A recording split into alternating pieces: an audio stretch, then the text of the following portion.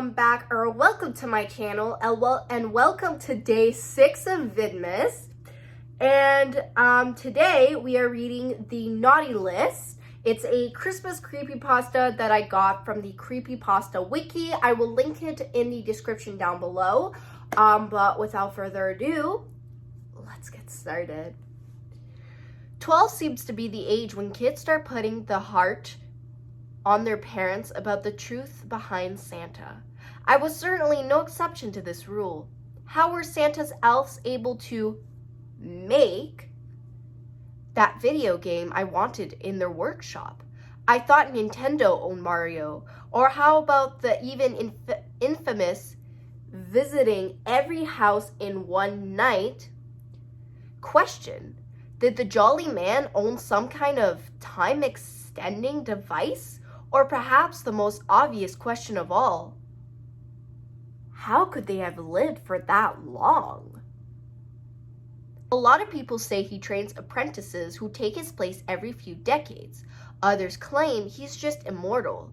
As for everything else, magic seemed to be the universal lie everyone had agreed on.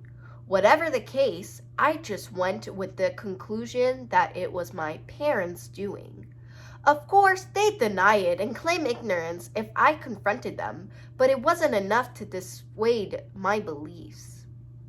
So one Christmas Eve, when I couldn't sleep, as these questions danced among my dreams of sugar cereals and new games, I decided to investigate the noises coming from my living room.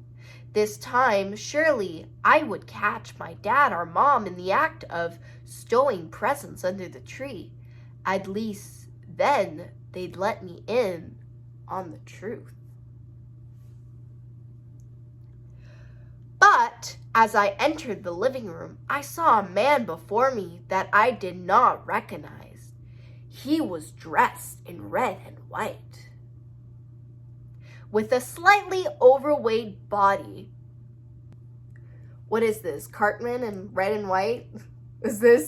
Are we like in like fucking South Park? What is this? And he wore a stringy fake white beard. Okay, never mind, it's a mall Santa. It's a mall Santa. Just like an overweight dad mall Santa. That's what it is.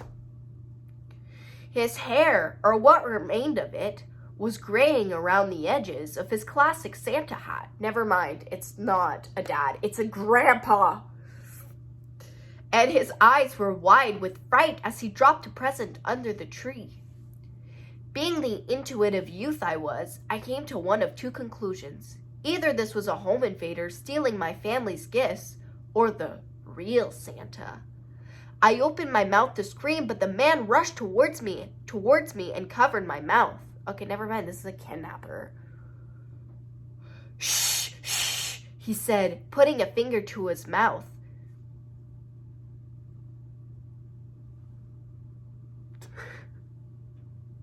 Trying a smile, tears began to roll down my cheeks. I was petrified of him. Santa isn't supposed to scare kids. What is this? Then slowly, he took back his hand and extended it towards me. It's all right there, little one. You know who I am, right? I nodded, that not shaking his hand back. Then the trembling men nodded as well, then grabbed an empty sack lying on the floor and gestured to the tree. Look, see, I bring gifts. Now run along to bed, or I might have to put you on the naughty list. He started drifting towards the deeper, hearty voice stereotypically associated with Kris Kringle, but I wasn't fooled. Regardless, I wiped my eyes and began to step back from the living room, trying to create some distance between me and the stranger. The man simply watched, wiped his brow, and proceeded to approach the fireplace. I stopped and observed, confused as to how he was going to leave my house, but a blast of green flames erupted from the chimney and the man fell back to the floor. I couldn't see his face, but I'm certain it was twisted in fear, like my own. A massive, bony hand spawned from the fire, and the arm that followed was draped in raggedy fur. Then another arm, and then the skull of some wild creature with 2 large horns followed, nearly as large as the fireplace itself. The bones popped and snapped as it slammed its hands onto the floor. The entire monster was engulfed in the flame, yet it did not seem to burn anything in the house. "Eddie," the monster declared, speaking to what I guessed to be the man on the floor. No, Eddie shouted back. "I did my part, see? 10,000 houses, just like you said, right? 10,000, I did my part!" "And yet you allowed a human child to see you. You know the rules."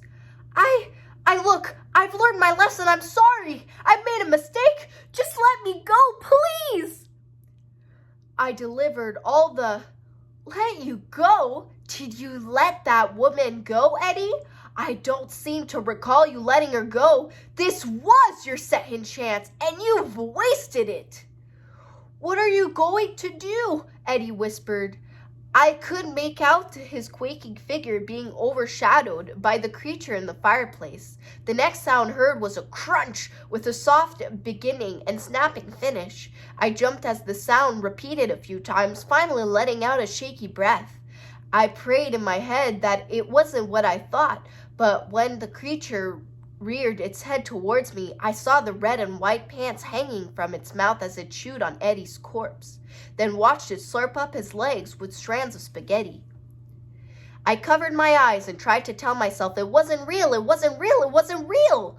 After a quiet minute, I peeked between my fingers to see a monster staring back at me from the fireplace. The pace of my breathing grew quicker and sharper, my eyes unable to escape from the grasp of those empty sockets. "Now run off back to bed, little one." Wait. No. I'll get it, guys. I'll get it. "Now run off back to bed, little one, or else I might put you on the naughty list." My legs finally found the strength to leave, and I sprinted for my parents' room, diving into the sheets with them. There wasn't a trace of the events of the night before when my family went down to the tree the next morning. There was even a little note to an empty glass and a half-eaten cookie on the table. "Have a Merry Christmas, S. Claus." As much as I tried to take in the warm, comforting atmosphere that came with Christmas Day, I couldn't stop watching the fireplace, terrified that the monster would return. At the least, now I knew the truth about Santa Claus. Wow, guys, and this is not what I expected. When I read, like, I didn't even read this, by the way. This was my first time reading this. Reading the naughty list, I thought it was gonna be, you know that, like, Miss Krampus, I think that's his name. I don't remember his name, but it's, like, some, like, Santa Claus from, like, Russia, I think. And, like, if you're on the naughty list or something, he eats the kids. I don't remember exactly what the story is. But that's what I thought it was gonna be about. No, this was about, like, some demon Santa Claus owning a bunch of random men, and, like, these men can't be seen or something, and they, like, deliver presents? I don't know. This was interesting, to say the least. I mean, it was good. It was a good story. It was a good short story. But I don't get it. But I did not expect it to be what it is. Or what it was. Or what it is. Whatever. I didn't expect it to be that. It was good, though. It was actually pretty good. Tell me your thoughts in the comments down below of what you thought about the naughty list. But I hope you guys enjoyed today's video. Please give this video a like. Subscribe to my channel if you haven't already. And I will see you guys in the next video. Bye!